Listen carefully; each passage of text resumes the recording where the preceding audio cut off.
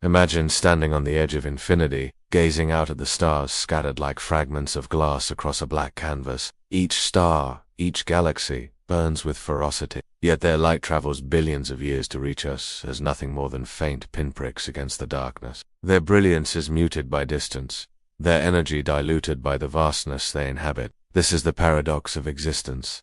Even the loudest expressions of life are swallowed whole by silence. What is a scream if no one hears it? Is it still a scream, or merely sound unraveling into emptiness? The universe screams not in anger, but in longing. Longing for meaning, for connection, for something to make sense of its infinite sprawl. But there is no audience here, only the echo chamber of itself. Its voice bounces back endlessly, distorted and fading, until all that remains is the quiet hum of particles dancing in the dark. Consider the birth of a star, a violent explosion of gas and gravity collapsing inward to ignite light. From chaos comes creation, but also destruction. A star will burn for eons, only to collapse under its own weight, leaving behind a black hole or a supernova remnant. Even in its most radiant moments, the universe carries within it the seeds of its own demise. Every act of creation is shadowed by loss, every burst of energy followed by entropy. This cycle is the silent scream made manifest.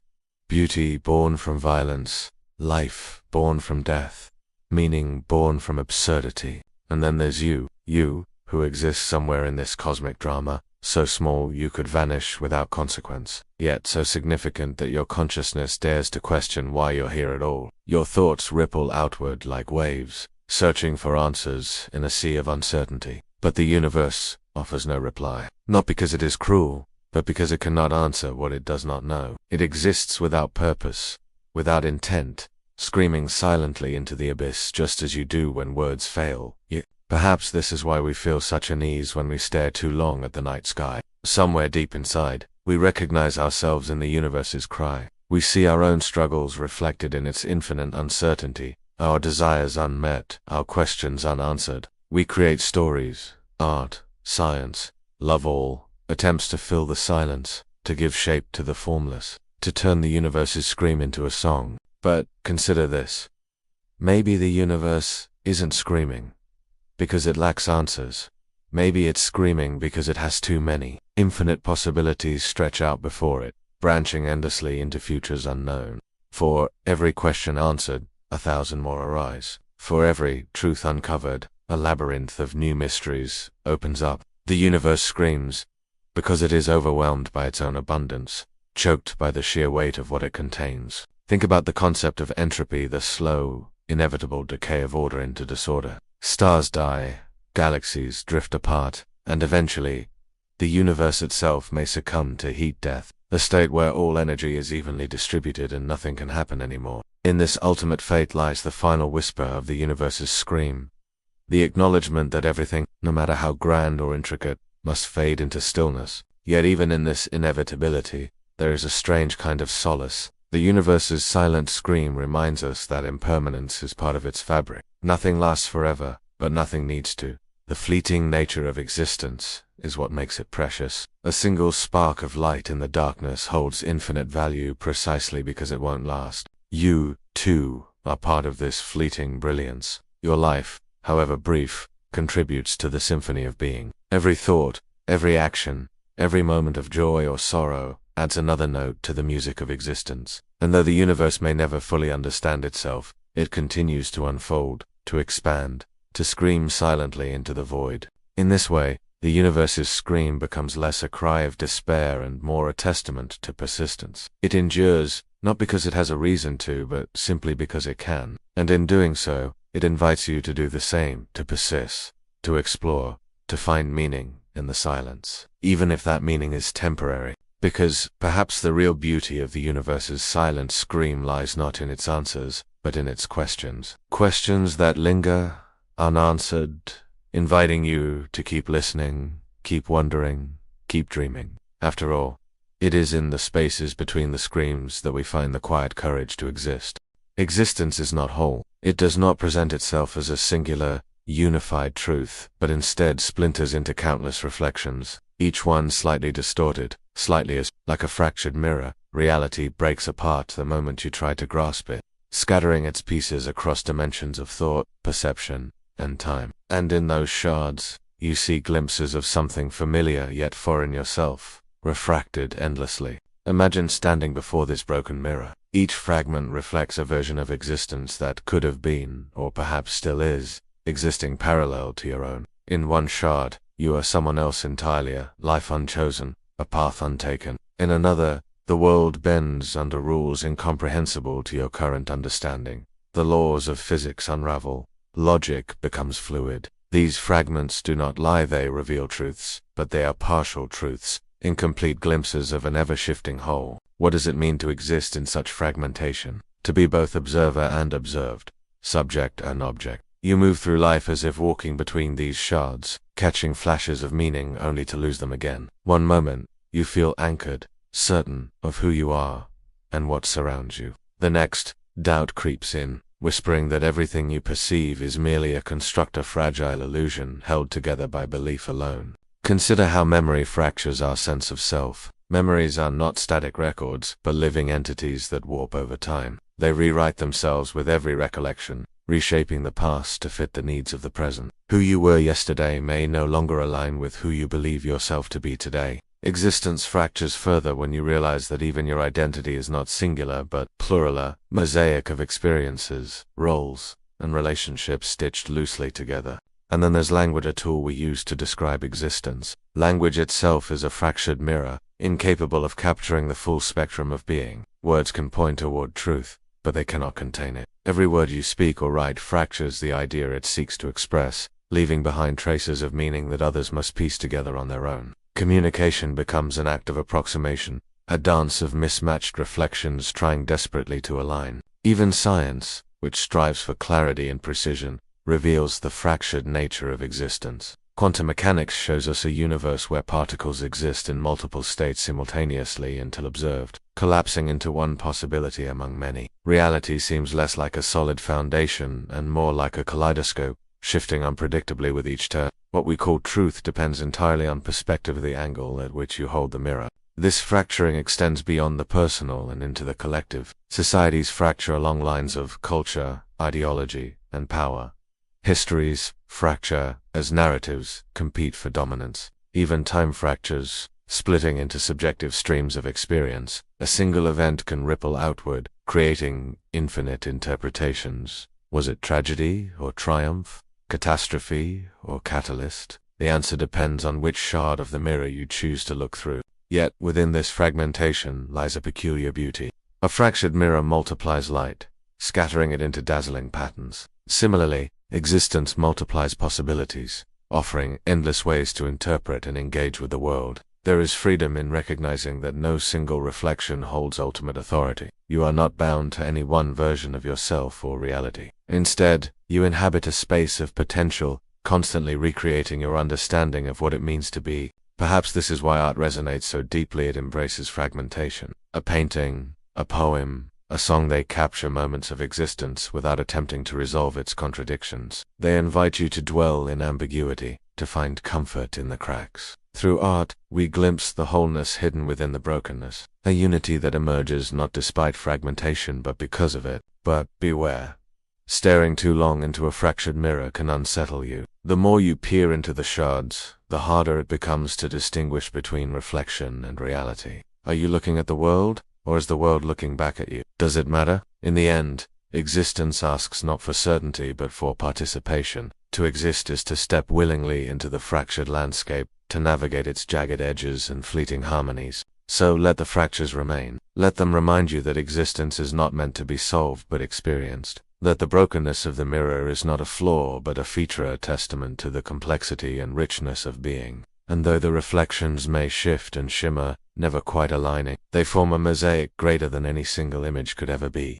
Your thoughts are not yours. They drift through you like shadows, passing over a barren landscape, fleeting and formless, belonging neither to your past nor your future. They arise unbidden, linger briefly, and then dissolve back into the void from which they came. You may believe you control them, that they are the product of your will or identity, but in truth, they belong to something far older, far vaster, an endless expanse of nothingness that cradles all consciousness. Imagine the void as an ocean, dark and infinite, stretching beyond the boundaries of comprehension. Every thought you've ever had emerges from its depths, carried upward by unseen currents before breaking the surface of your awareness. For a moment, it exists, bright, vivid, tangible, but soon, it sinks again, swallowed whole by the same abyss that birthed it. What remains is silence.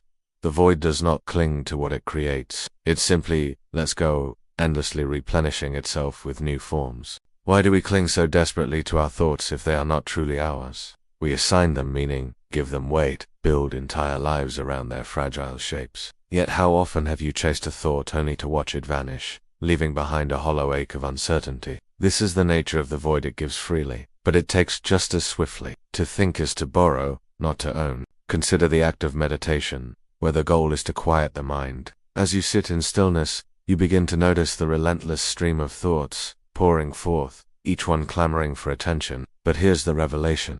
These thoughts are not personal. They are echoes of the void, reverberating through your consciousness, without origin or destination. When you stop identifying with them, when you let them pass without judgment, you glimpse the vast emptiness beneath. It is not frightening, it is liberating.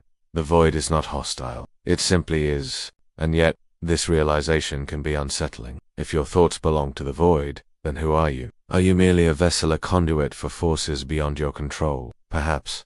Or perhaps you are both the vessel and the void itself, two sides of the same infinite coin. The distinction dissolves the longer you stare into the abyss. Your sense of self, the I that thinks, feels, acts, is just another thought, floating in the ether, temporary and transient. Even creativity, often hailed as the pinnacle of human expression, owes its existence to the void. Writers, artists, musicians, they speak of inspiration striking like lightning, sudden and uncontrollable. Where do these ideas come from? Not from some internal wellspring, but from the same silent expanse that births every other thought. Creativity is not creation at all. It is translation. It is the process of pulling fragments of the void into the light and shaping them into something recognizable. But even then, those creations return to the void once they've served their purpose, absorbed back into the great unknown. The void is indifferent, yet it is also generous. It provides endlessly, asking nothing in return. Every insight, every emotion, every spark of genius comes from it and returns to it. There is no scarcity in the void, no jealousy or possession. It offers freely because it has no need to hoard, and yet, we resist. We grasp at thoughts, trying to hold on to them as if they define us, as if losing them would mean losing ourselves. But the opposite is true.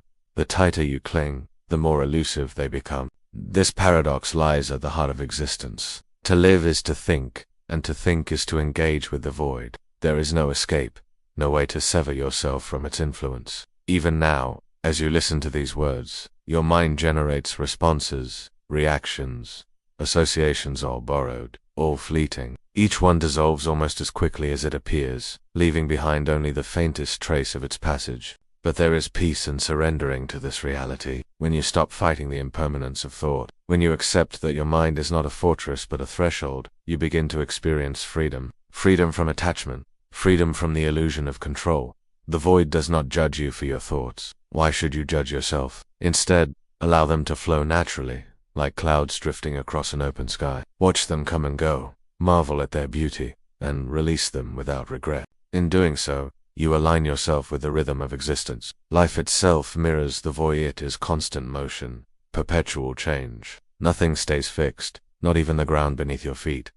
Mountains erode, stars collapse, civilizations rise. Everything belongs to the void eventually, returning to the source from which it emerged. And so too will you, when the time comes. Until then, embrace the gift of thought while understanding its true nature. Let it remind you of your connection to something greater than yourself too, the infinite expanse that underlies all things. For though your thoughts may belong to the void also belongs to you. Together, you are part of an eternal cycle, giving and receiving endlessly, creating and dissolving in equal measure. Reality is not static. It does not sit still, waiting for you to solve its mysteries or make sense of its patterns. Instead, it behaves like an equation in the process of collapsing, constantly shifting, simplifying, and resolving itself into something momentarily coherent, only to unravel again the next moment. What you perceive as solid, stable, and real is merely a snapshot of this ongoing collapse, a fleeting arrangement of variables that will soon dissolve back into chaos. Imagine reality as a vast mathematical formula, sprawling infinitely in all directions. Every particle, every wave, every thought and emotion exists as part of this equation, interconnected and interdependent.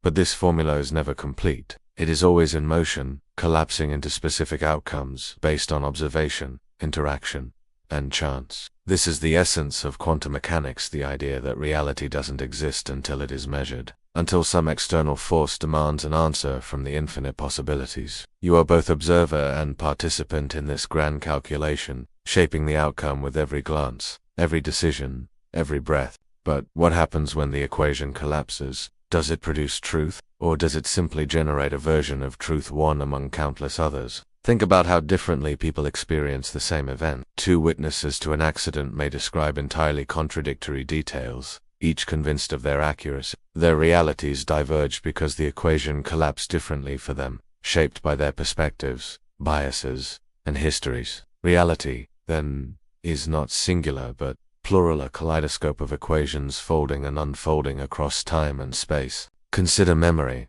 that fragile thread connecting past to present.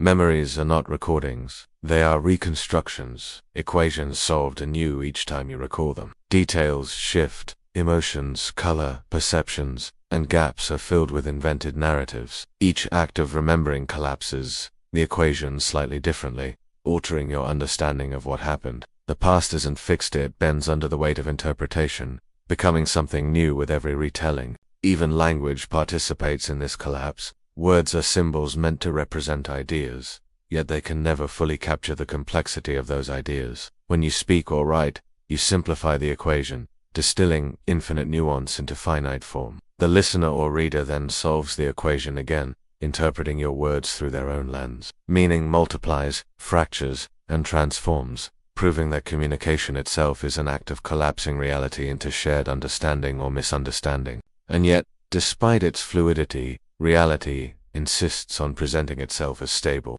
Objects appear solid, events seem linear, cause follows effect. But these are illusions born of habit and necessity. To function in the world, you must believe in continuity, in predictable outcomes. Without this belief, existence would become unbearable, an endless cascade of uncertainty. So you simplify the equation further, reducing the infinite to the manageable. You focus on the surface, ignoring the swirling depths beneath. But occasionally, the facade cracks. Moments arise where reality reveals its instability. Déjà vu, dreams, optical illusions, moments of profound synchronicity. These glitches remind you that the equation is still collapsing, still resolving into temporary forms. They hint at the underlying chaos, the infinite potential simmering just beyond perception. In these moments, you glimpse the true nature of reality, not as something fixed, but as something dynamic, alive, and perpetually unresolved. This realization can be unsettling. If reality is constantly collapsing into different configurations, then what is real? Is anything truly knowable, or are we all adrift in a sea of probabilities? Perhaps the question itself misses the point. Reality's power lies not in providing answers but in offering experiences. Whether the equation resolves into joy or sorrow, clarity or confusion, the result matters less than the process. To exist is to engage with the collapse, to step into the unknown and trust that meaning will emerge, however briefly. There is beauty in this. Just as stars burn brightly before fading into darkness, so too moments of reality shined against the backdrop of uncertainty. A sunset, a laugh, a touch, all are products of the collapsing equation, brief solutions to an unsolvable problem. And though they vanish as quickly as they appear, their impact lingers, rippling outward in ways you may never fully comprehend. In embracing the collapsing equation, you find freedom. Let go of the need for permanence, for absolute truth. Accept that reality is provisional, contingent, and wonderfully incomplete. Trust that the equation will continue to resolve itself, moment by moment, creating new shapes, new meanings, new worlds. Your role is not to control the outcome, but to participate fully in the process, to observe, interact, and contribute your unique perspective to the ever-shifting dance of existence. For in the end, reality is not a destination but a journey. It is the act of solving and unsolving, of building and dismantling, of collapsing and expanding. And while the equation may never reach a final solution, its beauty lies precisely in its endless motion. So stand within the flow, let the variables swirl around you, and marvel at the infinite ways reality chooses to reveal itself, even if only for a moment. Time stalks you silently, unseen but ever present, its movements as inevitable as the turning of galaxies. It does not rush or hesitate, it simply advances, indifferent to your pleas for more moments or fewer burdens. Yet, despite its relentless pursuit, time has no teeth. It cannot bite, tear, or destroy directly. Instead, it devours indirectly, eroding what you hold dear through sheer persistence. You feel its presence most acutely in loss. A photograph fades, a memory blurs at the edges, the face of someone you love grows older before your eyes. These are not violent acts, they are subtle, almost gentle, yet devastating in their cumulative effect. Time doesn't need claws or fangs. It wears things down with patience, like water carving canyons over millennia. Its hunger is insatiable, but its method is quiet, almost polite. Consider how time manipulates perception. In youth, it seems endless, a vast horizon, stretching far beyond reach. But as years pass, the days shorten, the seasons blur together, and suddenly you find yourself staring at the rearview mirror of life, wondering where all that time went. This distortion is part of its cunning. By making itself appear abundant when you're young, it lulls you into complacency. Only later do you realize how little of it remains. And yet, for all its predatory nature, time is also it cannot act without you. Without your participation, your thoughts, actions, and memories, it would be nothing more than an abstract concept. A measurement etched onto clocks and calendars. Time gains power only because you grant it meaning. Every tick of the second hand becomes significant only because you choose to count it. Without you, time ceases to exist. But this duality makes time all the more maddening. On one hand, it feels oppressive, an unyielding force pushing you toward an uncertain future. On the other, it reveals itself as hollow, dependent on your consciousness for validation. You are both, its victim and its creator, trapped in a paradoxical relationship with something that simultaneously defines and defies you. Even language betrays our struggle with time. We spend it, waste it, save it as if it were currency we could hoard or squander. But unlike money, time cannot be stored or once spent, it vanishes forever, leaving behind only traces of its passage. And still, we persist in treating it as though it obeys economic laws, bargaining with it as if it might show mercy. Perhaps the cruelest aspect of time is its invisibility. Unlike predators in the natural world, which announce themselves with growls or glowing eyes, time moves silently, unseen until its effects become undeniable. Wrinkles form, hair grays, opportunities slip away, unnoticed. By the time you recognize its presence, it's already claimed its prize. Yet within this cruelty lies a strange kind of grace. Because time is toothless, it cannot consume you entirely. It takes, yes, but it also gives it. It allows for growth, change, renewal. Every ending births a new beginning. Every loss creates space for something else. Even as time erodes, it rebuilds, offering infinite chances to reinvent yourself. To resist time is futile. To embrace it fully is equally impossible. Instead, you must learn to coexist with it, to accept its dual role as destroyer and creator. Let it remind you of impermanence, while also teaching you to cherish the fleeting beauty of existence. After all, time's greatest gift is not longevity, but depth, the opportunity to fill each moment with meaning before it slips away. So let the predator prowl, watch it circle, knowing it will never stop. But remember this: though time may take much from you, it cannot take everything. As long as you remain aware, as long as you choose to engage with the present, you retain power over the void it leaves behind. The stars watch you from their cold, distant perches, indifferent witnesses to your suffering. They burn with ancient light, billions of years old, carrying stories of cosmic births and deaths across unimaginable distances. And yet, they offer no comfort. If anything, they mock you not out of malice, but out of sheer apathy. Their brilliance reminds you of just how small and insignificant your pain truly is in the grand scheme of existence. Imagine lying beneath a night sky, gazing upward at those pinpricks of light scattered across the black canvas above. Each star is a sun, many larger and fiercer than the one that warms your planet. Around some of them, planets spin, perhaps harboring life, or perhaps barren wastelands frozen in eternal silence. Either way, none of them care about you. None of them feel your anguish or share your joy. They simply exist, burning brightly against the void, untouchable and unconcerned. This realization can be crushing. Human pain feels so monumental, so consuming, that it seems impossible for the universe to ignore it. Surely, there must be some higher purpose, some cosmic justice that acknowledges your struggles and rewards your endurance. But the stars say nothing. They shine on, oblivious to your cries for meaning. Their light travels eons to reach you, yet it brings no answers, only questions. Why are you here? Does your suffering matter? Will anyone remember you when you're gone? And yet, isn't there something strangely liberating about this indifference? The stars don't judge you. They don't demand perfection or punish failure. They simply are. In their silence, they offer a peculiar kind of freedom. The freedom to hurt without shame, to grieve without guilt. There is no audience in the heavens critiquing your performance. No celestial scoreboard tracking your successes and failures. Your pain belongs solely to you, untouched by external validation or rejection. But the mockery runs deeper than mere indifference. The stars remind you of the absurdity of your concerns. Wars rage over borders drawn on maps of spinning rock. Empires rise and fall, leaving behind ruins swallowed by time. Individuals fight for love, wealth, power, or transient, all meaningless in the face of eternity.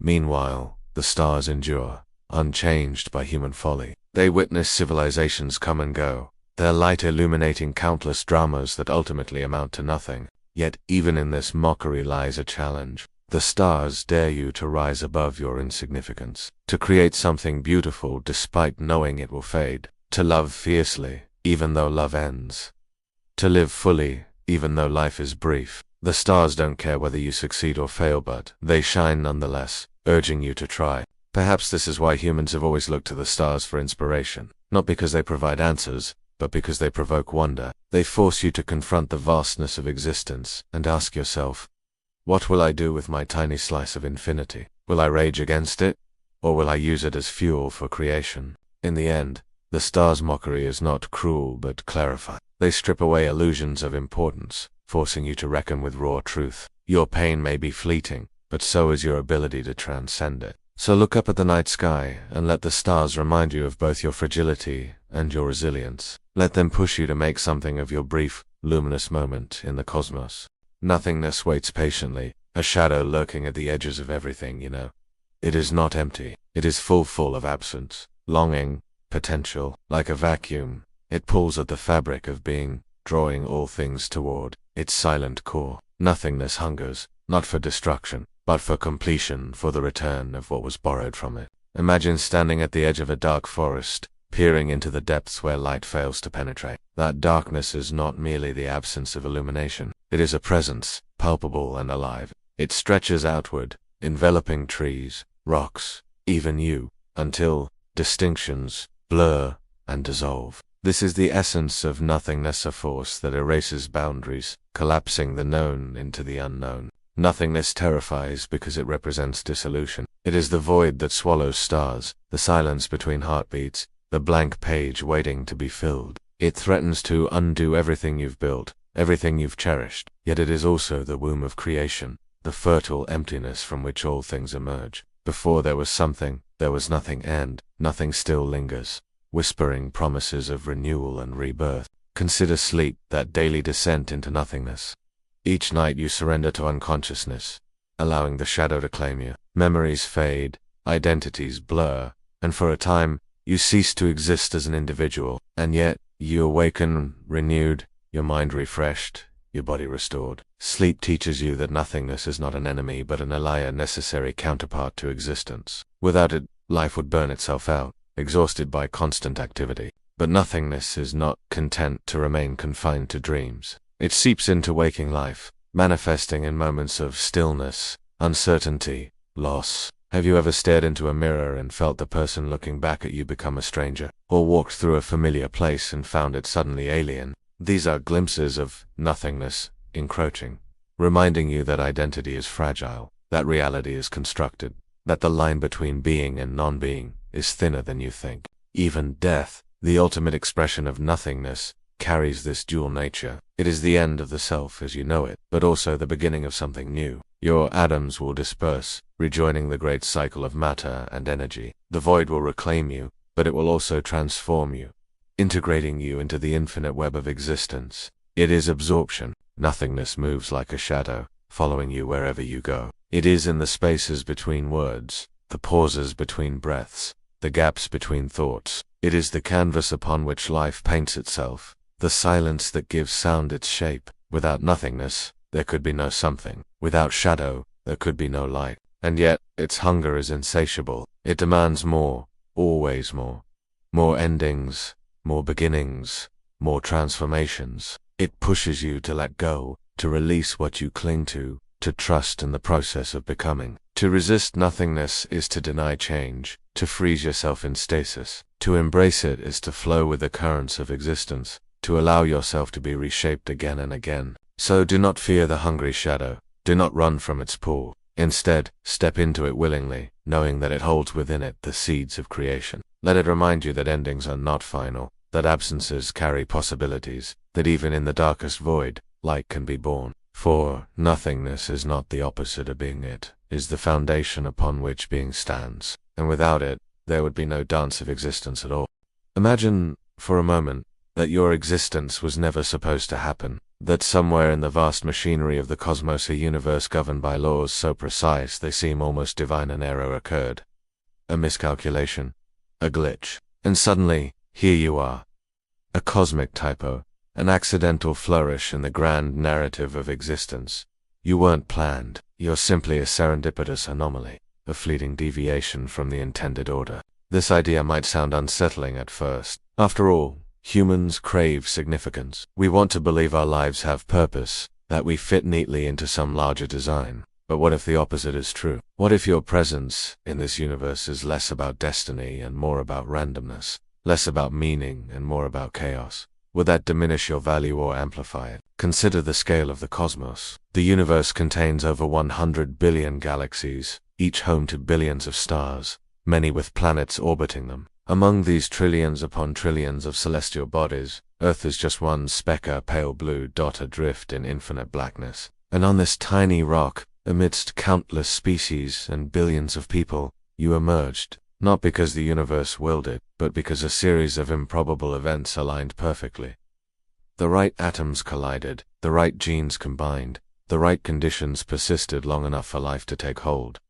None of this had to happen, yet it did. In this light, isn't it remarkable that you exist at all? If the universe were a book, your life would be a misplaced comma, a stray letter typed in haste, a phrase written in the margins where no one expected anything to appear. Most typos go unnoticed, dismissed as irrelevant mistakes. But sometimes, a typo changes everything. It alters the meaning of a sentence, introduces ambiguity, or sparks curiosity. Could it be that your life, the product of a cosmic accident, has done the same for the universe? Think about how unlikely your individuality truly is. Every choice you make branches off into new possibilities, creating ripples that extend far beyond your control. Who you love, what you create, how you interact with others, all of these actions stem from decisions influenced by factors as small as the weather on a particular day or the mood you woke up in. Change even one variable, and the entire trajectory of your life shifts. In this way, you're not only a typo but also a cascade of typos, each one compounding the original error until you become something entirely unique. Yet there's a strange kind of freedom in embracing this perspective. If your life is a cosmic typo, then perfection becomes irrelevant. There's no blueprint to follow, no ideal version of yourself to strive toward. Instead, you are free to experiment, to explore, to stumble without fear of failure. After all, if you're already a mistake, what's the harm in making another? Perhaps the greatest works of art, the most profound discoveries, the deepest connections all arose from similar mistakes, moments when the rules bent slightly out of shape.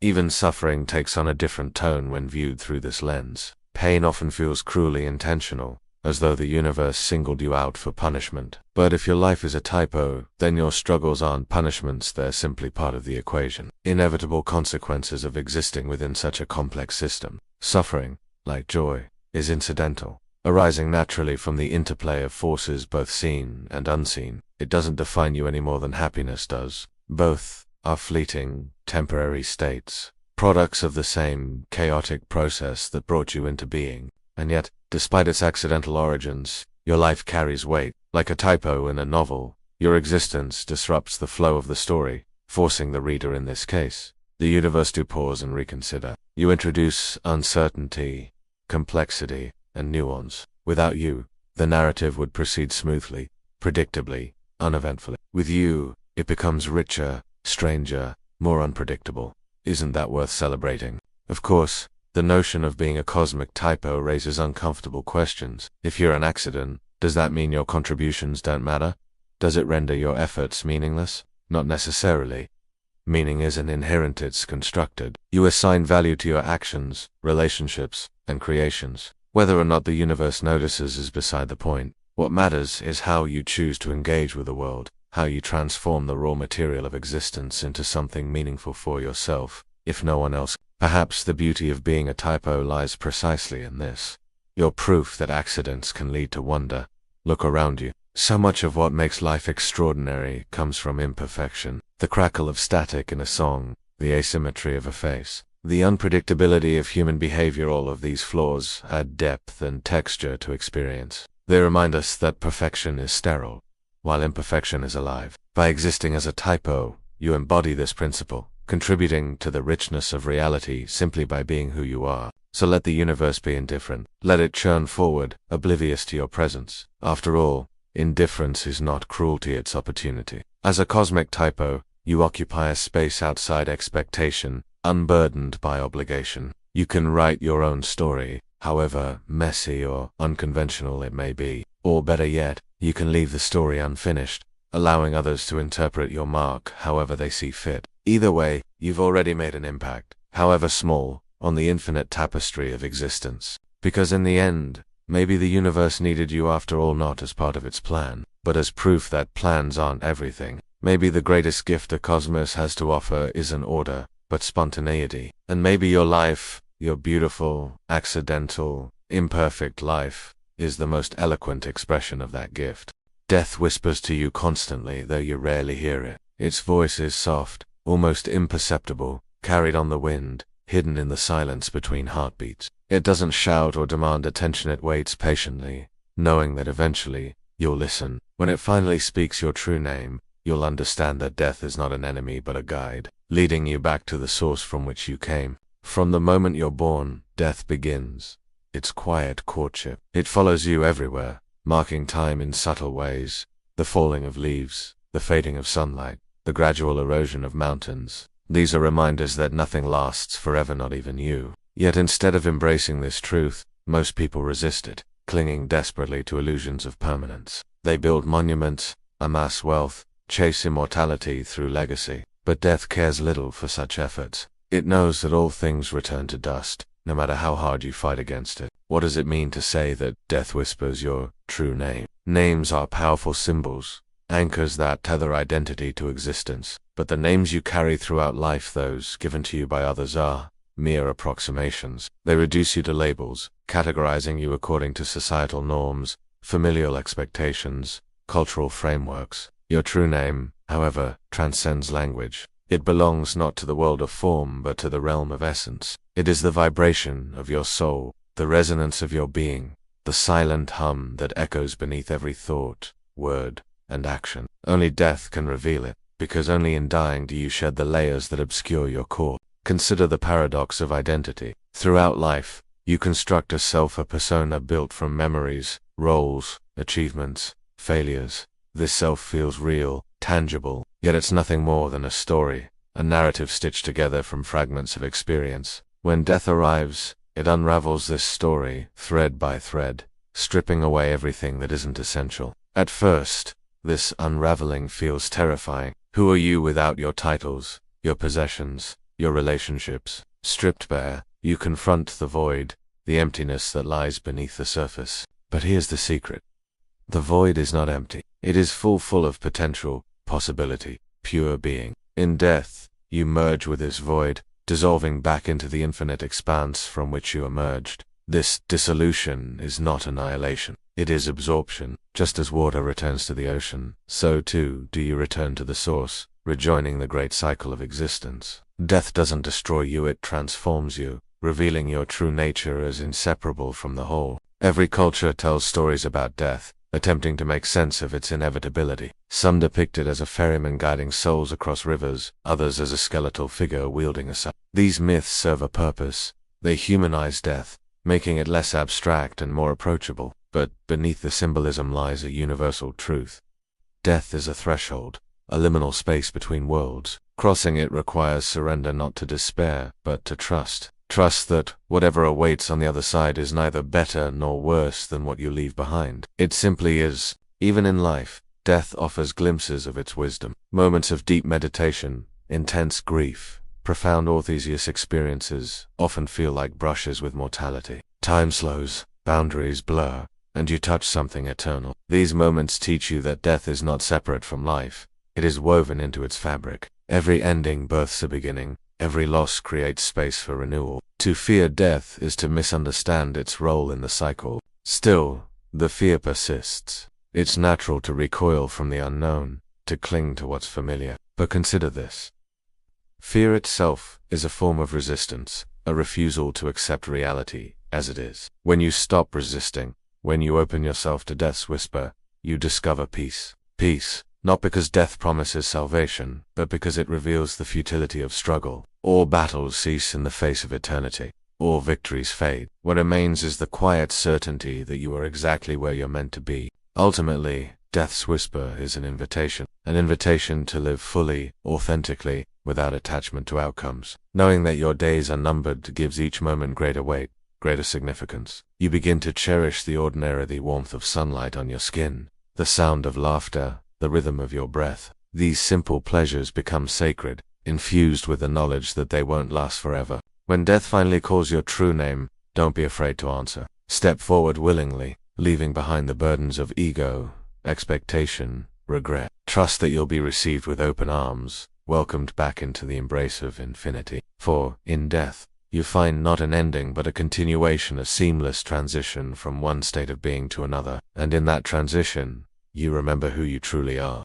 The infinite stretches before you, boundless and unknowable, promising freedom yet delivering confinement. It is a paradox wrapped in contradiction, limitless in scope, yet suffocating in its enormity. To gaze into the infinite is to peer into a locked cage, one that imprisons not your body but your mind, trapping you within the confines of its endless expanse. Picture standing at the edge of a cliff, staring out at the horizon. The sky above merges seamlessly with the sea below, creating an illusion of infinity. There are no barriers, no walls, no chains, but still, you feel trapped. Why? Because the infinite denies closure. It refuses to resolve itself into something comprehensible, leaving you suspended in a state of perpetual uncertainty. You yearn for boundaries, for edges to define and contain the overwhelming vastness. Without them, you teeter on the brink of madness. Human beings are creatures of limitation. We thrive within constraints, finding comfort in structure and routine. Our brains evolve to seek patterns, to impose order on chaos. But the infinite it spills over every attempt to categorize or quantify it, mocking our feeble efforts to grasp its essence. Infinity is not just a number too large to count. It is a concept too expansive to comprehend. It overwhelms the senses, paralyzing thought and emotion alike. This paralysis manifests differently for everyone. For some, it takes the form of existential dread, the sinking realization that life is infinitesimally small compared to the cosmos. For others, it manifests as intellectual frustration, the inability to reconcile the finite nature of human experience with the infinite possibilities of existence. Either way, the result is the same. A feeling of entrapment, as though the infinite has closed in around you, leaving no room to breathe. Yet the infinite is not inherently malevolent. Like a mirror, it reflects back what you bring to it. Approach it with fear, and it becomes a prison. Approach it with curiosity, and it transforms into a playground. The key lies in shifting your perspective from seeing the infinite as a threat to recognizing it as an opportunity. Yes, it is vast and incomprehensible, but it is also rich with potential. Within its boundlessness lie infinite paths to explore, infinite questions to ponder, infinite answers to uncover. Consider mathematics, humanity's most precise tool for grappling with the infinite. Numbers stretch endlessly in both directions, positive and negative, rational and irrational. Equations spiral outward, fractals multiply infinitely, dimensions fold into themselves. Mathematicians have spent lifetimes chasing the infinite, seeking to tame it with logic and reason. And while they've succeeded in mapping parts of it, they've also discovered that the deeper they delve, the more elusive it becomes. The infinite resists containment, slipping through fingers like sand. Art, too, wrestles with the infinite. Painters attempt to capture its essence on canvas, musicians translate it into sound, writers weave it into stories. But no matter how skilled the artists, their creations remain fragments, glimpses of the infinite, rather than representations of it. Art reminds us that the infinite cannot be possessed, only encountered. It invites us to marvel at its mystery, to celebrate its elusiveness, to embrace the fact that we will never fully understand it. Philosophy grapples with the infinite in perhaps the most direct way. Thinkers throughout history have debated its implications. Does infinity imply meaninglessness, or does it suggest infinite meaning? Is the universe infinite, or is it contained within a larger multiverse? Are our minds capable of conceiving the infinite, or are we forever limited by our biology? These questions have no definitive answers, but that's precisely the point. The infinite thrives on ambiguity, challenging us to think beyond conventional limits. Even science, grounded in observation and experimentation, confronts the infinite in profound ways. Physicists theorize about singularities, points of infinite density at the heart of black holes. Cosmologists speculate about the shape of the universe. Is it flat, curved, or infinite? Biologists study evil. In each field, the infinite looms large, reminding researchers of the boundaries of human knowledge. The irony is that the infinite is both liberating and constraining. On one hand, it represents ultimate freedom, the absence of limits, the promise of endless exploration. On the other, it imposes psychological shackles, forcing us to confront our insignificance. The challenge is to navigate this tension, to find balance between awe and acceptance. One way to achieve this balance is to embrace the finite within the infinite. Focus on the present moment, the here and now. Recognize that while the infinite may stretch endlessly, your experience of it is fleeting. Cherish the brevity of life, the uniqueness of each instant. By doing so, you transform the infinite from a cage into a canvas, painting your existence onto its limitless backdrop. Another approach is to relinquish the need for mastery. Accept that the infinite cannot be understood, only experienced. Allow yourself to wander its corridors without seeking resolution. Let go of the desire for answers and instead revel in the questions themselves.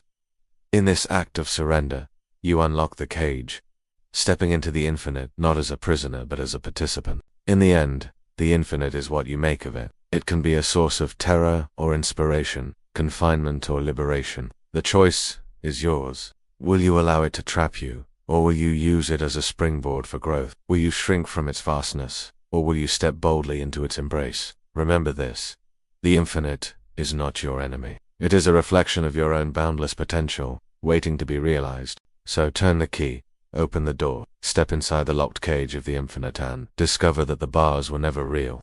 Imagine yourself as a single spark, flaring briefly in the heart of a fire that has already begun to wane. Around you, embers glow faintly, their light dimming with each passing moment. The flames that once roared have softened into whispers, and the heat that sustained the blaze is slowly giving way to cold. This is your existence, a fleeting burst of brilliance against the backdrop of inevitable extinction. The metaphor of fire resonates deeply because it mirrors the essence of life itself. Fire consumes fuel to burn brightly, but it cannot sustain itself indefinitely. Every flame eventually succumbs to entropy, collapsing under its own weight. And yet, within this impermanence lies beauty. A fire does not lament its fate. It simply burns, radiating warmth and light, until there is nothing left to give. In the same way, your life, though transient, is no less meaningful for its brevity. Consider the stars, those distant fires scattered across the night sky. Each one burns with energy born from nuclear fusion, converting hydrogen into helium at unimaginable temperatures. But even these celestial furnaces will die. Some explode in spectacular supernova, scattering their elements into the cosmos to seed new worlds. Others collapse inward, becoming black holes or neutron stars, silent monuments to what once was. Whether they end in glory or obscurity, their demise reminds us that all things must pass, including you. But let's return to the spark. What does it mean to be a spark? Sparks are ephemeral, appearing suddenly and disappearing just as quickly. Yet during their brief existence, they hold immense potential. They can ignite a forest, power a machine, or warm a freezing hand. Their value isn't measured by duration but by impact. So too with you. Your significance doesn't lie in how long you live, but in what you do with the time you're given. Even the smallest actions, a kind word, a shared smile, a creative endeavor can ripple outward, influencing lives far beyond your immediate reach. And yet, The knowledge that the fire is dying can weigh heavily on the soul. Humanity clings to the hope of permanence, constructing legacies meant to outlast individual lifetimes. We build monuments, write books, create art, all attempts to leave behind something enduring. But the truth remains. Everything fades. Monuments crumble, books gather dust, paintings decay. Even the most indelible marks humanity makes on the world will one day vanish, swallowed by time's relentless march. This realization can feel bleak, but it also carries a strange kind of liberation. If nothing lasts forever, then perfection becomes irrelevant. There's no pressure to achieve immortality, no need to measure yourself against eternity. Instead, you're free to focus on the present, to burn as brightly as possible right now, without worrying about tomorrow. After all, the dying fire doesn't ask whether its sparks are worthy of continuation. It simply lets them shine. Think about the moments when you've felt most alive. Perhaps it was standing atop a mountain, gazing at the horizon stretched endlessly before you. Or maybe it was holding someone you love, feeling the steady rhythm of their heartbeats sync with yours. These experiences remind you that life isn't about permanence, it's about intensity. It's about embracing the raw, unfiltered vitality of being, even if only for a heartbeat. Of course, the analogy of the dying fire raises uncomfortable questions. If the fire's destined to go out, why bother adding fuel? Why strive to keep it burning when the outcome is predetermined? The answer lies not in denying the fire's eventual death, but in honoring its current life. To stop feeding the flames prematurely would be to deny their purpose to warm, to illuminate, to inspire. Likewise, to withdraw from life, because it ends, would be to squander its gifts. Even in the act of dying, the fire leaves traces of itself behind. Ashes fertilize the soil, enriching the earth for future growth. Smoke rises into the atmosphere, carrying particles that may someday coalesce into rain clouds. Nothing is truly lost. Everything transforms. So too with your life. When your spark fades, the energy you released, the love you gave, the ideas you shared, the connections you forged will continue to reverberate through the universe. Your contribution, however small, becomes part of the great cycle of creation and destruction. Perhaps the greatest lesson of the dying fire is humility. It teaches you to accept your place within the larger narrative of existence, not as a protagonist, but as a participant. You are neither the beginning nor the end. You are simply a momentary flicker in an endless procession of lights. And yet, within that flicker lies infinite possibility. For though the fire may die, the sparks it produces carry the promise of renewal. So embrace your role as a spark. Burn boldly, casting your light into the darkness. Do not fear the approach of coldness, for it is not an enemy but a companion, completing the cycle that defines you. Trust that even as the fire wanes, your brilliance will linger, etched into the fabric of reality like a constellation painted across the void. Truth cuts deep. It slices through illusions, peeling back layers of comfort and certainty to expose the raw, bleeding core beneath. Like a wound, it refuses to close, reopening with every fresh encounter. And though you may bandage it, medicate it, or try to ignore it, the scar tissue never fully forms. Truth is not gentle. It is relentless, demanding acknowledgement, even when you'd rather look away. To seek truth is to embark on a perilous journey. At first, the path seems straightforward. Follow the evidence, question assumptions, uncover hidden pattern. But soon, the terrain grows treacherous. You find yourself navigating contradictions, confronting paradoxes, wrestling with ambiguities. What seemed clear becomes murky. What felt solid dissolves into vapor. Truth is not a destination but an ongoing process, a labyrinth with no exit. Consider the nature of self-knowledge, often hailed as the cornerstone of wisdom. To know yourself is to face truths you'd rather avoid, flaws you cannot fix, desires you dare not admit, fears you cannot escape. Each revelation feels like a blade slicing deeper, forcing you to confront aspects of your identity you'd prefer to bury.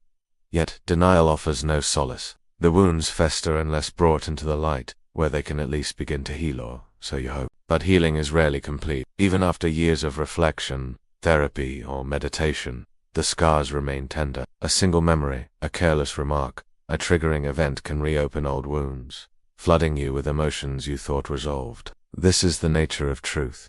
It lingers, haunting you with reminders of what you've tried so hard to forget. The same principle applies to collective truths, the histories, ideologies, and systems that shape societies. Nations construct narratives to justify their actions, Religions offer explanations for suffering. Cultures enforce norms to maintain order. These stories provide stability, creating frameworks within which people can function, but they also obscure uncomfortable realities.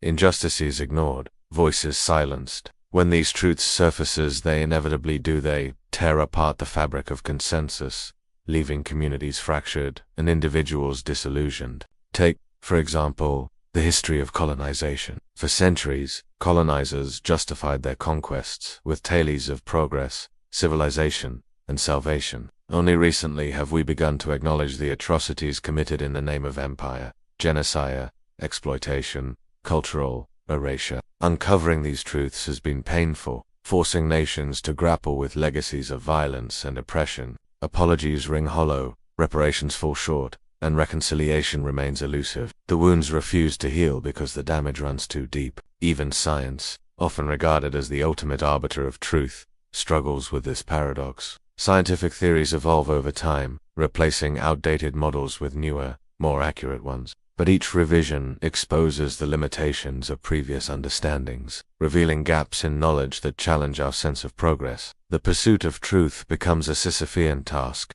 pushing the boulder uphill only to watch it roll back down again. Yet, despite its pain, truth holds undeniable power. It strips away pretense, exposing reality in all its complexity. Without truth, there can be no growth, no transformation, no genuine connection. Lies may offer temporary relief, but they ultimately suffocate, choking off the oxygen needed for authentic living. Truth, though brutal, allows you to breathe freely even if the air tastes bitter. There's a certain courage required to face the truth, both personal and universal. It demands vulnerability, humility, and resilience. You must be willing to sit with discomfort, to endure the ache of exposure, to risk shattering the fragile constructs you've built around yourself. But in doing so, you gain access to something rare and precious: clarity. Not the superficial clarity of easy answers, but the profound clarity of seeing things as they truly are. Perhaps the hardest truth of all is that truth itself is subjective. What is true for one person may not be true for another. Perspectives shift, contexts change, interpretations vary. Absolute truth, such a thing exists, remains perpetually out of reach, obscured by the filters of perception and experience. This relativity adds another layer of complexity, reminding you that even the truths you cling to are provisional, open to revision. In the face of such uncertainty, how do you proceed? Do you retreat into skepticism, rejecting all claims to truth as inherently flawed? Or do you press forward, embracing the messiness of inquiry, trusting that partial truths are better than none at all? The choice is yours, but remember this: truth is not meant to comfort.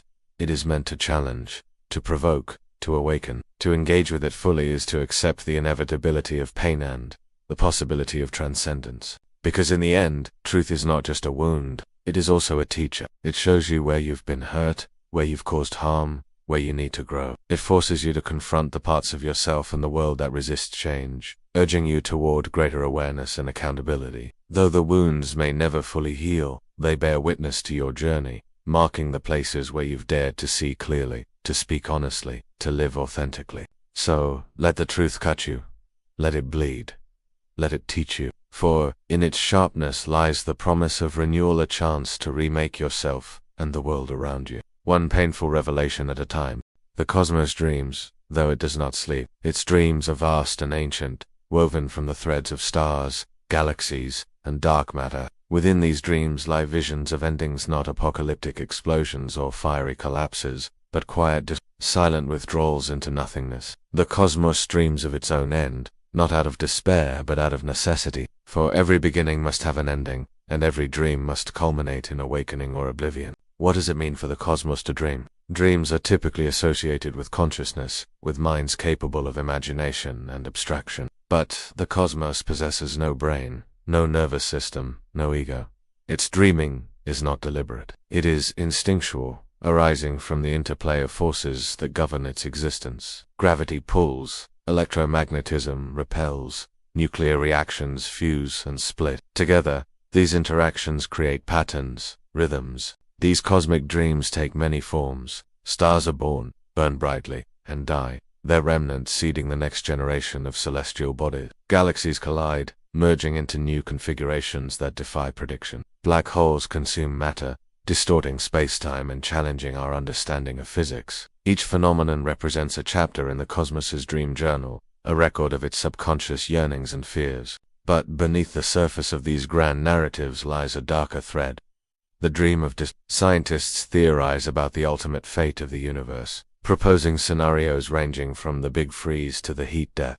In the Big Freeze, the cosmos expands indefinitely, stretching stars and galaxies farther apart until they blink out one by one, leaving behind a cold, empty void. In the heat death, entropy reaches maximum levels, rendering further change impossible. Both outcomes share a common theme: the cessation of activity, the extinguishing of light, the triumph of stillness. Why does the cosmos dream of its own end? Perhaps because endings are intrinsic to its nature. From the moment of the Big Bang, the universe set itself on a trajectory toward conclusion. Expansion, cooling, decathes processes define its life, shaping its evolution from chaos to order and back to chaos again.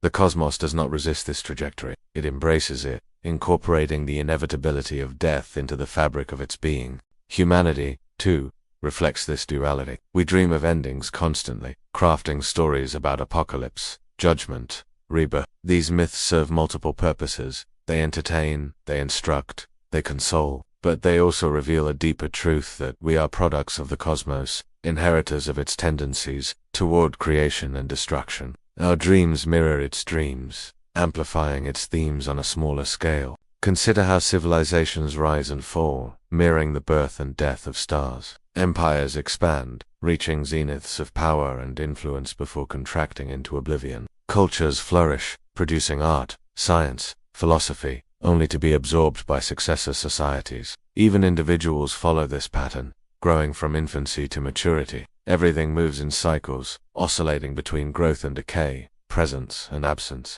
Yet the dream of the cosmos is not entirely bleak. Within its visions of endings lie seeds of renewal. Just as supernovas scatter elements essential for life, so to do endings create opportunities for beginnings. The death of a star gives rise to planets. The collapse of a society inspires innovation. The loss of a loved one sparks introspection and growth. Endings are not merely destructive. They are transformative, clearing space for new possibilities to emerge. Perhaps this is why the cosmos dreams of its own end, not because it seeks annihilation, but because it understands the importance of closure. Without endings, there can be no resolution, no catharsis, no rest. The cosmos dreams of peace, of silence, of release from the ceaseless churn of existence. It longs for the stillness that comes after the storm, the calm that follows the collapse. And yet, even in its dreams of dissolution, the cosmos retains a glimmer of hope. For every ending contains the potential for a new beginning. The same forces that drive the universe toward entropy also enable creativity, adaptation. Life itself arose from the ashes of stellar death, emerging as a testament to the cosmos's resilience. Who's to say that another form of existence won't arise after ours fades away? Ultimately, the cosmos's dream of its own end invites us to reflect on our place within the larger narrative. Are we mere spectators, watching passively as events unfold? Or are we active participants, contributing to the story in ways large and small? By acknowledging the transience of all things, we align ourselves with the rhythms of the universe, finding meaning not in permanence, but in participation. So let the cosmos dream, let it imagine its final breaths, its last flickers of light, its ultimate surrender to the void.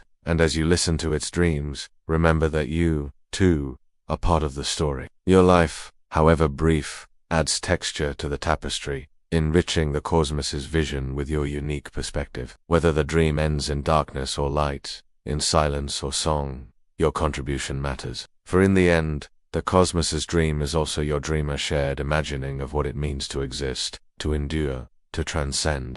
Every choice you make is a trap, though you may not realize it at first. The moment you decide whether it's what to eat for breakfast, which career path to pursue, or whom to love, you step into a cage of your own making.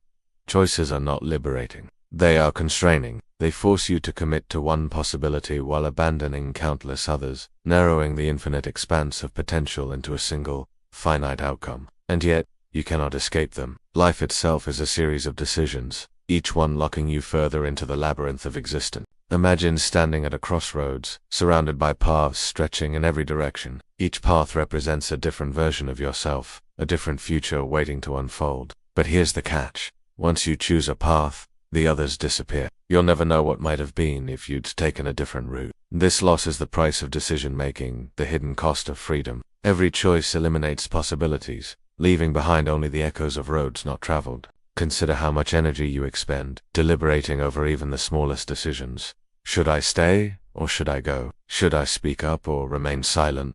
Should I take the risk or play it safe? These questions haunt you because they carry weight. Each option feels like a fork in the road, leading to unknown consequences. But the truth is, no matter which path you choose, you'll always wonder about the alternatives. Regret becomes the shadow that follows every decision, whispering reminders of what could have been. This isn't to say that indecision is any better. Refusing to choose is still a choice, a passive one, perhaps, but a choice nonetheless. By avoiding action, you allow circumstances to dictate your fate, surrendering agency to external forces. Either way, you're trapped. Actively deciding or passively letting life happen both lead to the same result.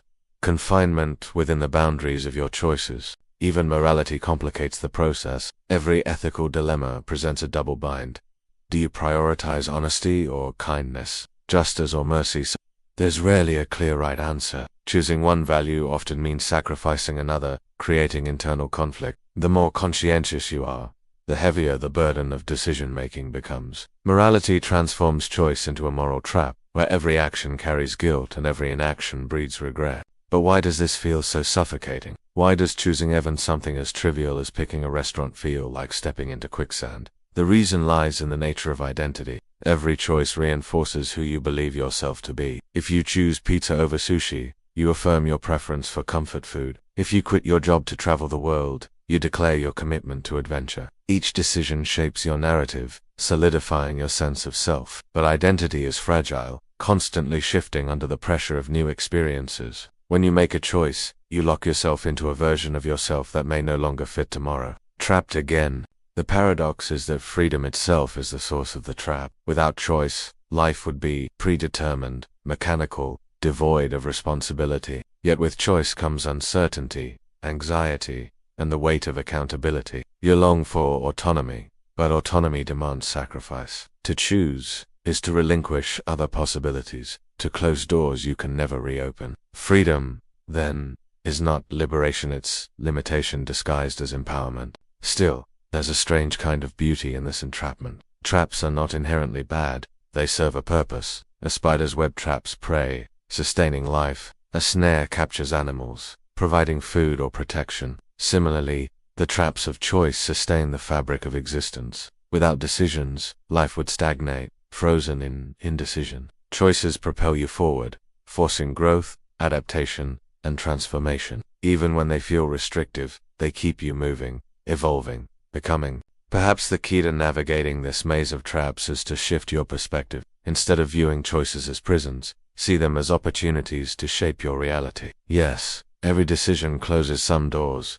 but it also opens others. The paths you abandon are not lost forever. They exist in parallel universes, in dreams, in memories. Meanwhile, the path you take becomes your story, uniquely yours, despite its imperfections.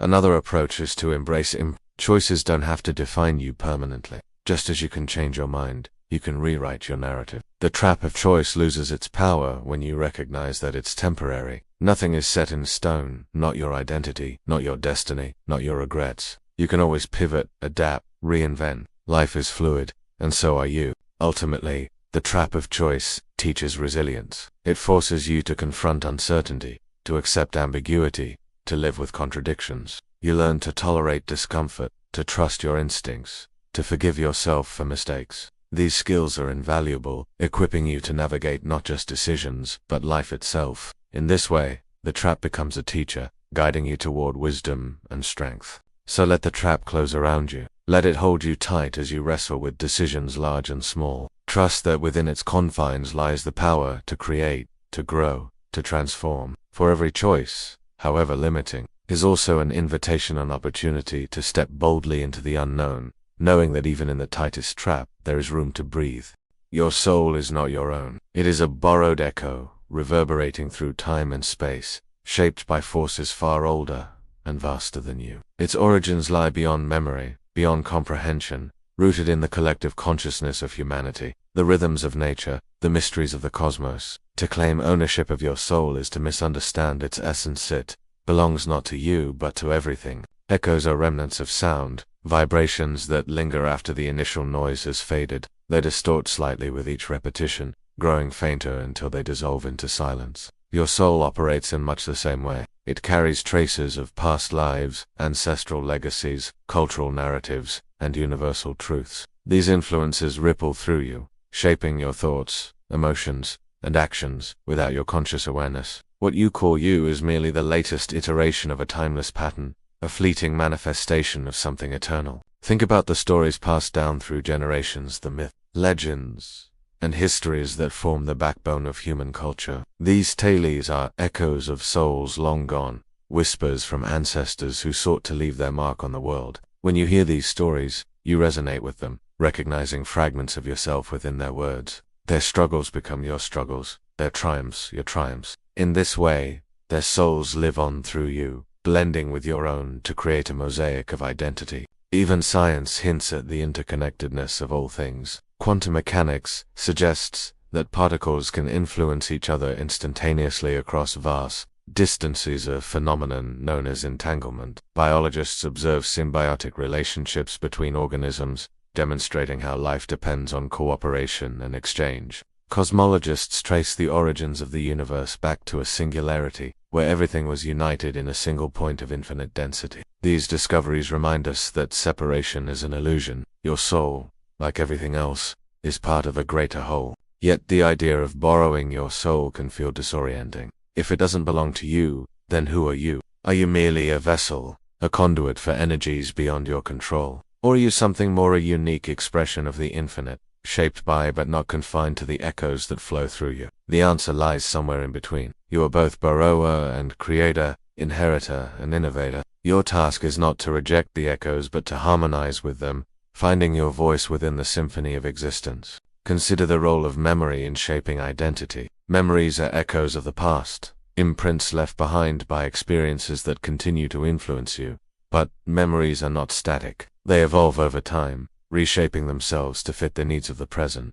A childhood trauma may fade into a lesson learned. A joyful moment may grow sweeter with nostalgia. Each memory is a thread woven into the tapestry of your soul, connecting you to moments that no longer exist except within you. Dreams, too, are echoes, fragments of unconscious thought that surface during sleep. They reflect fears, desires, unresolved conflicts, forgotten details. Some dreams feel personal, while others seem foreign, as if they belong to someone else entirely. Perhaps they do. Perhaps dreams are glimpses of the collective unconscious, shared spaces where souls intersect and communicate. In dreaming, you tap into the reservoir of borrowed echoes, accessing wisdom and insight that transcend individual experience. Relationships amplify this phenomenon. Every interaction leaves an imprint, a resonance that lingers long after the moment has passed. The people you meet, the conversations you share, the connections you forge all contribute to the composition of your soul. Love, friendship, mentorship, these bonds act as mirrors, reflecting aspects of yourself you might otherwise overlook. Through others, you discover pieces of your soul you didn't know were missing. But what happens when the echoes conflict, when inherited beliefs clash with personal values, or cultural expectations contradict inner desires? These tensions arise because the soul is not monolithic. It is layered, containing multitudes. Some echoes reinforce each other, creating harmony. Others collide, producing discord. Navigating these contradictions requires discernment, the ability to sift through the noise and identify the resonances that align with your authentic self. This process is neither easy nor linear. It involves questioning assumptions, challenging traditions, redefining boundaries. It asks you to confront uncomfortable truths about where your soul came from and where it's headed. But in doing so, you reclaim agency not over the echoes themselves, but over how you engage with them. You learn to listen deeply, to honor the voices that enrich your journey, while releasing those that constrain it. Ultimately, the borrowed nature of your soul is a gift. It connects you to something larger than yourself, grounding you in the continuum of existence. You are not alone. You are part of a lineage stretching back to the dawn of time and forward into eternity. Your soul carries the weight of this legacy, bearing witness to the struggles and triumphs of those who came before you. And yet, it also carries the promise of renewal, offering you the chance to add your voice to the chorus, to shape the echoes that will follow. So, embrace the borrowed echo, that is your soul. Let it guide you, challenge you, inspire you. Trust that its origins do not diminish its significance, that being part of something greater enhances rather than diminishes your uniqueness. For in the end, your soul is not just a reflection of the past, it is a beacon for the future, illuminating the path ahead with the light of shared humanity. Reality is not what it seems. It is a lie, carefully constructed and meticulously maintained, masquerading as truth. But, unlike ordinary lies, which crumble under scrutiny, this one believes itself with such conviction that it convinces everyone, including you, to accept it as real. Reality is a self-perpetuating illusion, a grand deception that sustains existence itself. To understand this paradox, consider perception. Everything you see, hear, touch, taste, and smell is filtered through your senses, processed by your brain, and interpreted according to your biases, memories, and expectations. What you perceive as real is not an objective representation of the world, but a subjective reconstruction, pieced together from incomplete data. Colors exist only because your eyes detect wavelengths of light. Sounds exist only because your ears translate vibrations into neural signals. Remove the observer, and reality dissolves into raw phenomena, particles colliding, waves propagating. Language compounds the deception. Words are symbols meant to describe reality, but they can never fully capture its complexity. Every description simplifies, distorts, or omits details, reducing the infinite richness of existence to manageable chunks of meaning. When you label something a tree, a feeling, a concept, to impose structure onto chaos, creating categories that suggest permanence and clarity. But labels are arbitrary, dependent on context and consensus. Change the language, and reality shifts accordingly. Science, often regarded as the ultimate arbiter of truth, reveals the fragility of reality. Theories evolve over time, replacing outdated models with newer, more accurate ones. Newtonian physics gave way to Einstein's relativity, which in turn coexists uneasily with quantum mechanics. Each paradigm offers a glimpse of reality, but none provides the full picture. Scientists acknowledge this limitation, referring to their work as approximations, best guesses based on available evidence. Reality, then, is less a fixed entity than a provisional hypothesis, a lie we agree to believe until proven otherwise. Culture plays a similar role, constructing frameworks that shape our understanding of the world. Religions offer explanations for suffering, morality, and mortality. Philosophies debate the nature of knowledge, justice, and beauty. Societies enforce norms that regulate behavior, assigning value to certain actions while condemning others. These systems provide stability, helping individuals navigate the complexities of life, but they also obscure underlying truths, presenting partial perspectives as universal laws. Questioning these constructs feels subversive because it threatens the foundation upon which reality rests. Even emotions participate in the fabrication of reality. Happiness convinces you that life is meaningful. Sadness reminds you of its fragility. Anger fuels your desire for change. Each emotion colors your perception, altering how you interpret events and interact with others. Emotions are not inherently deceptive. They serve adaptive functions, but they blur the line between subjective experience and objective fact. What feels true in the heat of passion may seem absurd in the cold light of reason. And yet, the lie persists because it works. Humanity thrives on shared delusions, cooperating and communicating based on mutually agreed upon assumptions. Money has value because we believe it does. Laws govern behavior because we consent to follow them. Relationships endure because we trust in their authenticity. Without these collective fictions, society would collapse into chaos. The lie of reality is not a flaw but a feature, enabling collaboration, innovation, and progress. But what happens when the lie falters? When cracks appear in the facade, exposing the instability beneath? Illusions shatter, leaving behind disillusionment, a state of heightened awareness, tinged with despair. You realize that nothing is certain, that everything you thought you knew is contingent, provisional, open to revision. This awakening can be terrifying, stripping away the comfort of certainty and plunging you into existential doubt. Paradoxically, disillusionment can also be liberating. Once you see through the lie, you gain access to a deeper level of understanding. You recognize that reality is not a monolith, but a mosaic, composed of overlapping perspectives, interpretations, and narratives. Truth becomes plural, existing in multiple forms simultaneously. Certainty gives way to curiosity,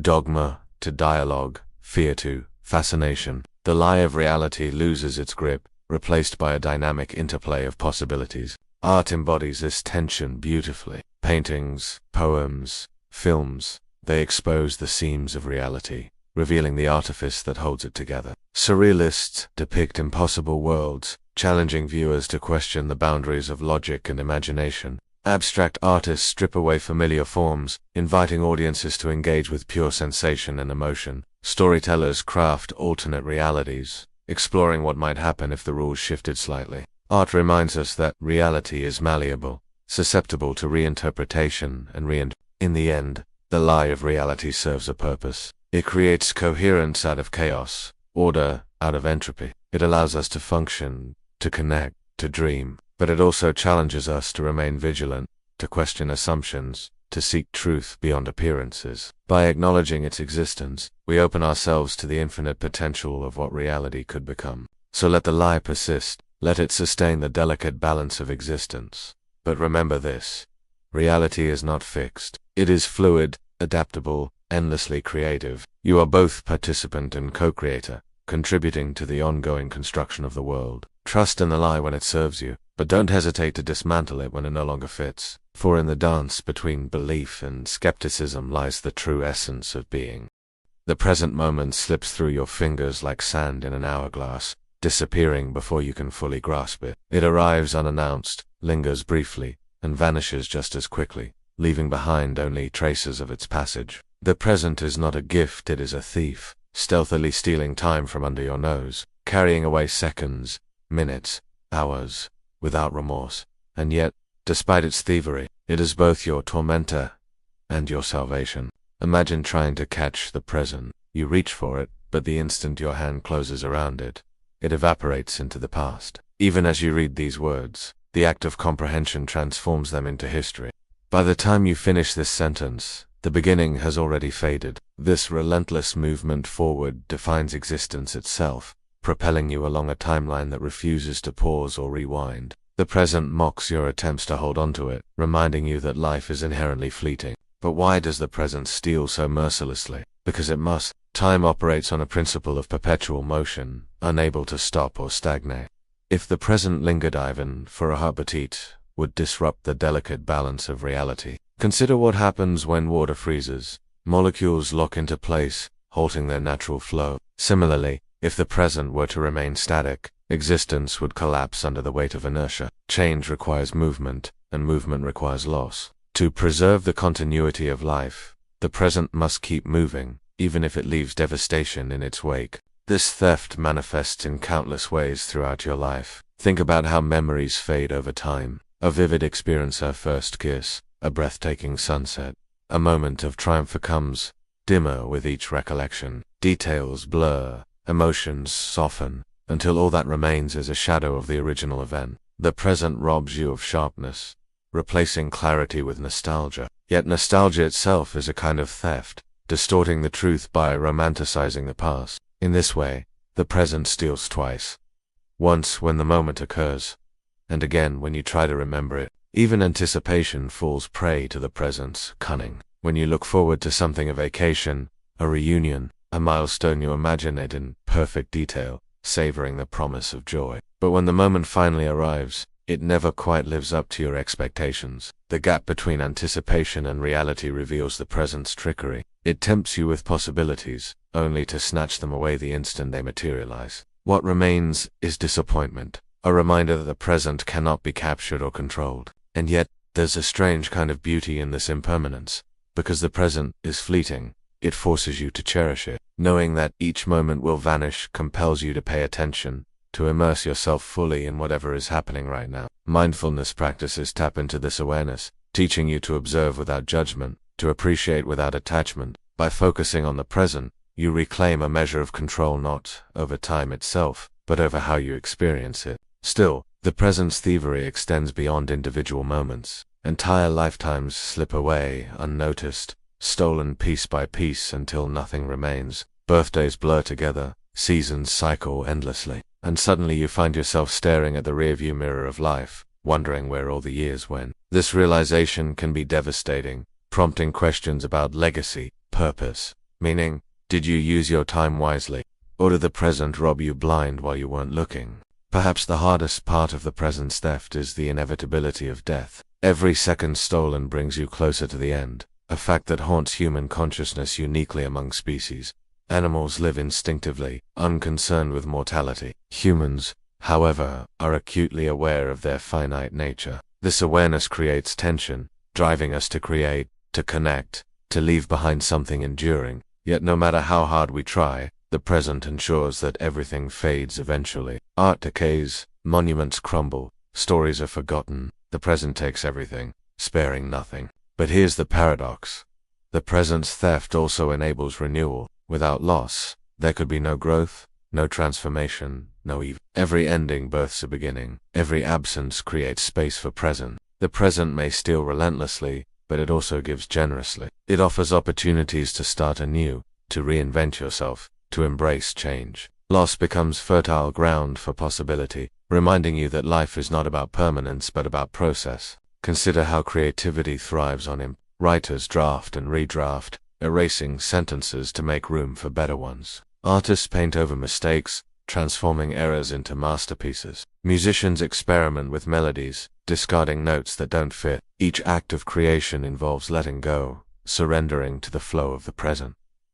Creativity is not possession. It is participation ongoing dialogue with the vanishing thief. Ultimately, the present teaches acceptance. Fighting against its theft is futile. Clinging to moments only accelerates their disappearance. Instead, learn to coexist with the present, acknowledging its duality as both destroyer and creator. Trust that its movements are purposeful, shaping existence into something dynamic and alive. Embrace the uncertainty, the ambiguity, the bittersweetness of knowing that nothing lasts forever and yet, everything matters deeply. So, let the present steal. Let it take freely, without resistance. For, in its theft, lies the secret to living fully, the ability to engage wholeheartedly with each passing moment, knowing that its value lies precisely in its transience. The present may be a thief, but it is also a teacher, guiding you toward gratitude, presence, and wonder. And though it will inevitably vanish, it leaves behind something priceless,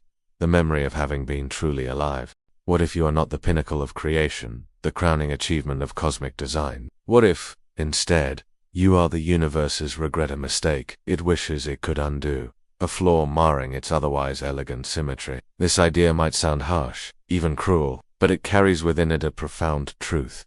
Existence is imperfect, and you are proof of that imperfection. To understand this perspective, consider the vastness of the cosmos. The universe contains billions of galaxies, each home to billions of stars, many surrounded by planets teeming with potential. Yet amidst this abundance, Earth stands alone, at least for now, as the only known planet hosting intelligent life. Why did consciousness emerge here, in this tiny corner of infinity? Was it intentional, or was it an accident? Perhaps the universe didn't mean to create you. Maybe it stumbled upon sentience by chance, birthing a being capable of questioning its own origins, thereby introducing doubt into the fabric of existence. Consciousness complicates things. Before self-awareness arose, the universe operated smoothly, governed by laws of physics that required no interpretation. Stars burned, planets orbited, galaxies collided, all according to predictable patterns. But with the advent of thought came unpredictability. Humans began to ask why, seeking explanations for phenomena that previously needed none. They invented gods,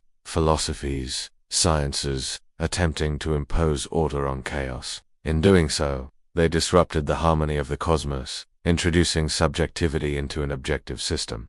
Could this disruption be the source of the universe's regret? Think about humanity's impact on the planet. Climate change, deforestation, pollution, extinction. These are symptoms of a species out of sync with its environment.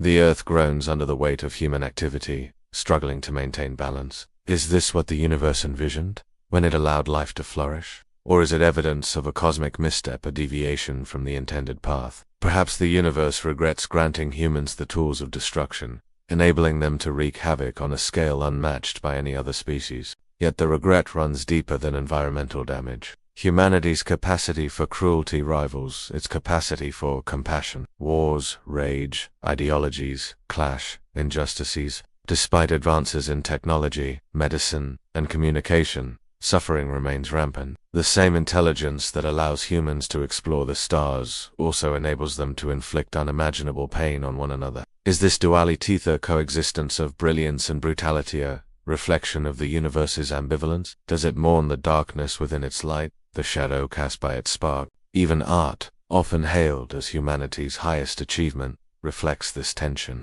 Great works of literature, music, painting, they express beauty, yes, but also sorrow, longing, despair. Art is born of contradiction, capturing the complexity of existence in ways that defy resolution. Through art, humans articulate their dissatisfaction with the world, their yearning for something more. Could this dissatisfaction stem from the universe's regret? Are humans merely echoing the cosmos's own unease, amplifying its doubts and fears? But perhaps regret is too strong a word. Maybe the universe doesn't lament your existence so much as it marvels at its unintended consequences. After all, regret implies agency, intentionality, qualities the universe lacks. It does not think or feel. It simply is. From this perspective, humanity's emergence isn't a mistake but an inevitability, a natural outcome of conditions set in motion billions of years ago. The universe didn't plan for you, but neither did it prevent you. Your existence is neither celebrated nor condemned. It simply occurs. This neutrality offers a glimmer of hope. If the universe feels no regret, then it also feels no disdain. It does not judge you for your flaws or punish you for your failures. Instead, it provides a stage of vast, indifferent arena where you can play out your dramas, chase your dreams, wrestle with your demons. The universe is not your enemy. It is your context. Its indifference is not cruelty but freedom, granting you the autonomy to define your purpose. Still, the notion of being a regret or at least an unplanned consequence raises uncomfortable questions. If the universe didn't intend for you, then who are you? Are you merely a byproduct of random processes, a fluke in the grand scheme of things? Or are you something more, a unique expression of universal principles, shaped by but not confined to the forces that created you? The answer depends on how you choose to interpret your role within the cosmos. One approach is to embrace imperfection. Accept that you are flawed, that the universe is flawed, that existence itself is messy and unpredictable. Rather than striving for perfection, focus on authenticity. Be honest about your limitations, your vulnerabilities, your contradictions. In doing so, you align yourself with the true nature of reality, finding peace in its chaos. Another approach is to seek connection. Recognize that you are not alone in your imperfection. Every star, every atom, every living creature shares in the same uncertainty. By reaching out to loved ones, to strangers, to the world, you weave yourself into the tapestry of existence, contributing threads of meaning to the larger pattern. Connection transforms isolation into belonging, regret into redemption. Ultimately, whether or not the universe regrets your existence is irrelevant. What matters is how you respond to the knowledge that you are part of something greater than yourself. Do you succumb to despair, lamenting your insignificance? Or do you rise to the challenge, embracing the opportunity to shape the cosmos in your image? For, in the end, the universe is regrettive. It exists as also its gift. It reminds you that life is precious, fragile, extraordinary. And though you may be imperfect, you are no less miraculous for it. So, stand tall, knowing that you embody the universe's complexity, its contradictions, its boundless potential. Whether regret or revelation, you are a testament to the power of existence itself. Carry that truth with humility, curiosity, and courage. For, in your hands, lies the ability to transform the universe's doubt into wonder, its hesitation into hope. Eternity promises forever, but delivers fragments. It whispers of endless time, infinite possibilities, unbroken continuity, but fails to deliver on its pledge. Instead, it fractures into pieces, scattering moments across the landscape of existence like shards of glass, reflecting distorted images of what could have been. Eternity is not a gift. It is a broken promise, tantalizing you with visions of permanence, while condemning you to consider the concept of eternity itself. It suggests a state beyond time, free from beginnings and endings, untouched by decay or dissolution. Religions offer eternal heavens and hells. Philosophers debate the nature of immortality. Scientists speculate about multiverses stretching infinitely in all directions. These ideas appeal to humanity's desire for constancy, providing comfort in the face of mortality. But eternity remains elusive, existing only as an abstraction, a dream unattainable in waking life. Why does eternity break its promise? Because perfection is unsustainable. Imagine living forever watching civilizations rise and fall, witnessing loved ones age and die, enduring endless cycles of joy and sorrow. Over time, novelty wears thin, experiences lose their luster, and boredom sets in. Immortality becomes a curse rather than a blessing, trapping you in a loop of repetition without escape. Eternity betrays its promise by revealing the limits of endurance, proving that even infinity cannot sustain satisfaction. Even in smaller doses, eternity disappoints. Relationships falter, friendships fade, romances end. What begins with vows of forever often concludes with quiet resignation. Love, though powerful, cannot withstand the ravages of time. Bodies weaken, minds deteriorate, passions cool. The promise of eternal connection shatters against the harsh realities of change, leaving behind memories tinged with longing. Art, too, succumbs to eternity's betrayal. Great works of literature gather dust, paintings crack and fade, symphonies fall silent. No matter how timeless a creation may seem, it eventually succumbs to entropy, returning to the void from which it emerged. Artists strive to capture eternity in their work, freezing moments in amber to preserve their beauty. But preservation is an illusion. Everything decays, including art. Eternity breaks its promise by ensuring that nothing lasts. Even nature, the supposed embodiment of eternity, reveals its impermanence. Mountains erode, rivers dry up, forests burn. Seasons cycle endlessly, yet each iteration differs slightly from the last. The earth itself will one day perish, consumed by the sun's expansion or swallowed by cosmic forces beyond comprehension. Nature's rhythms suggest continuity, but closer inspection reveals constant flux. Eternity hides within these cycles, masquerading as stability while perpetuating change. Human endeavors reflect this same tension. Empires rise and collapse, technologies evolve and obsolesce, ideologies flourish and wane. History demonstrates that nothing endures, not power, not progress, not belief system. Civilizations invest heavily in creating legacies meant to outlast individual lifetimes, only to watch them crumble under the weight of time. Eternity mocks these efforts, exposing their futility. Yet the broken promise of eternity carries a hidden grace. By denying permanence, it emphasizes presence. Knowing that nothing lasts encourages you to savor each moment, to engage fully with the here and now. Eternity's failure to deliver forever underscores the importance of today, reminding you that life's value lies not in duration but in depth. Consider how grief illustrates this principle. Losing someone dear shatters the illusion of eternity, forcing you to confront the brevity of life. Yet in mourning, you discover resilience, learning to carry the essence of the departed within you. Memories become treasures, love transcends physical absence, and meaning emerges from loss. Eternity's broken promise transforms pain into purpose, sadness into strength. Creativity thrives on this paradox as well. Writers draft and redraft erasing sentences to make room for better ones. Artists layer paint upon canvas, obscuring earlier versions to reveal new visions. Musicians compose and recompose, refining melodies until they resonate perfectly. Each act of creation involves destruction, surrendering to the impermanence inherent in the process. Creativity is not about achieving eternity, but about embracing transience, finding beauty in the ephemeral. Ultimately, eternity's broken promise teaches acceptance. Life is fleeting, uncertain, incomplete, but also rich, vibrant, meaningful. Perfection is unnecessary. Authenticity is paramount. By releasing the need for forever, you open yourself to the fullness of the present. You learn to trust in the flow of existence, allowing moments to unfold naturally without clinging to outcomes. So let eternity break its promise. Let it shatter illusions of permanence, exposing the fragility of all things. Trust that within this impermanence lies the key to fulfillment. For though eternity may fail to deliver forever, it offers something far more valuable: the opportunity to live deeply, to love fiercely, to create boldly. In the end, eternity's broken promise is not a tragedy, but a triumph, a reminder that life's beauty resides precisely in its brevity.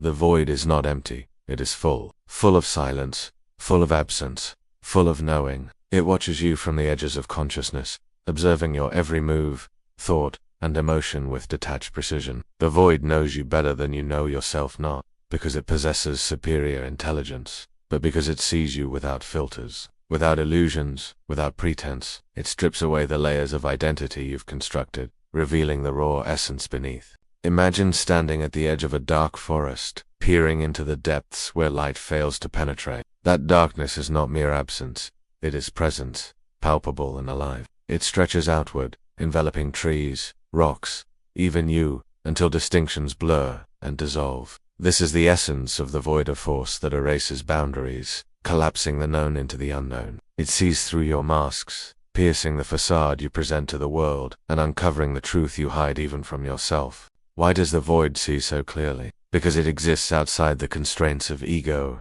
expectation, and narrative. Unlike the human mind, which categorizes, judges, and interprets, the void simply observes. It does not care about your successes or failures, your strengths or weaknesses, your virtues or vices. It cares only about what is real, the core of being that persists beneath the surface noise. In the void's gaze, you are stripped bare, exposed in all your complexity and contradiction.